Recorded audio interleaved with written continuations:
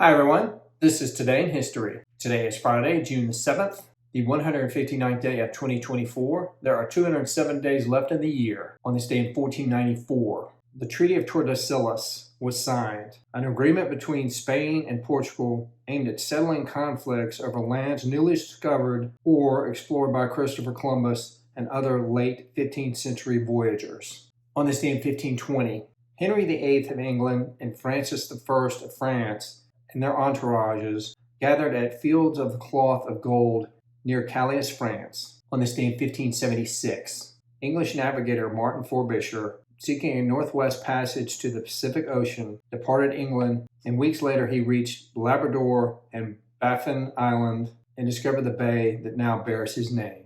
On this day in 1832, authored by Prime Minister Charles Grey, 2nd Earl Grey, the Reform Act of 1832 came into effect, the first of the British parliamentary bills that extended the electorate for the House of Commons and rationalized the representation of that body. On this day in 1917, poet Gwendolyn Brooks, whose work depicted the early life of urban African Americans and who was the first African American poet to win the Pulitzer Prize in 1949, was born. On this day in 1929, through the Lateran Treaty, signed February the 11th of 1929 by Benito Mussolini for Italy and by Pietro Gasparri, Cardinal Secretary of State, for the papacy and ratification, Vatican City became a sovereign state. On this day in 1965, in the landmark case of Griswold versus State of Connecticut, the U.S. Supreme Court ruled in favor of the constitutional right of married persons to use birth control. On this day in 1970,